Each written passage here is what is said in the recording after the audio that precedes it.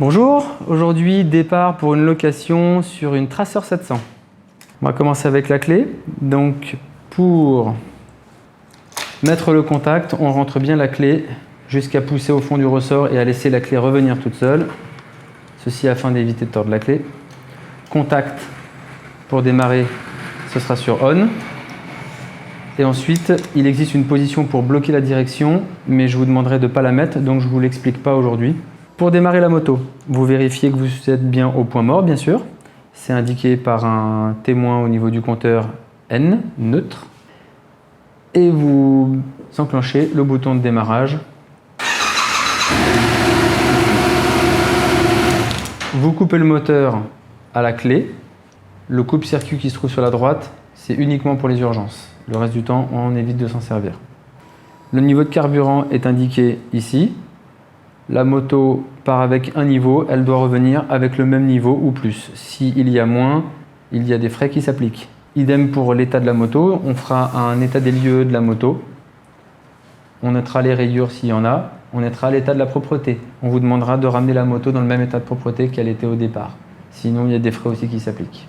Pour remettre du carburant, vous ouvrez le bouchon d'essence, vous mettez du 98, du 95 ou du 95E10. Les trois sont miscibles. Une fois que vous avez terminé, vous appuyez sur le bouchon et vous enlevez la clé. Vous trouverez les papiers de la moto sous la selle.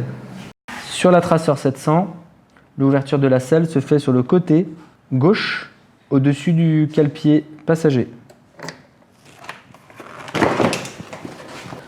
Vous trouverez sous la selle un constat en cas d'accident, la carte grise, ainsi que le coupon d'assurance. Tous ces documents doivent rester systématiquement sous la selle.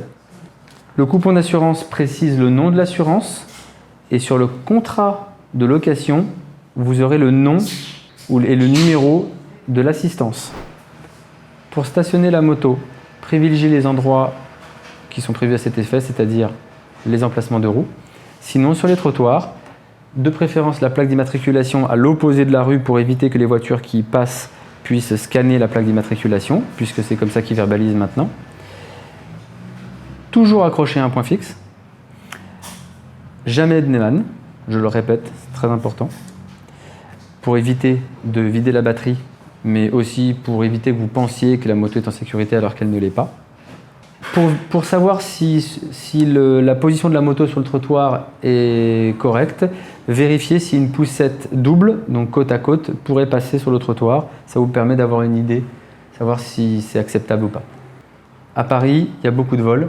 Si vous voulez éviter d'avoir des soucis, d'avoir à payer avec votre caution, vous accrochez le véhicule à un point fixe systématiquement, avec la chaîne et le U qui sont fournis avec la moto.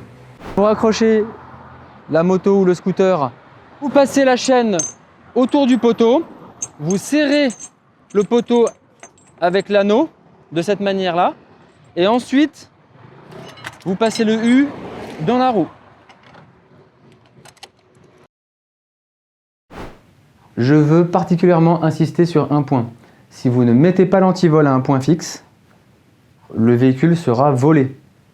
Le Neumann ne sert à rien du tout, donc pensez bien à mettre l'antivol sur un point fixe systématiquement, même quand vous êtes en stationnement pour quelques instants. Si jamais vous voulez prolonger ou réduire un contrat de location, téléphonez-nous d'abord, mais ne prolongez jamais une location sans notre accord.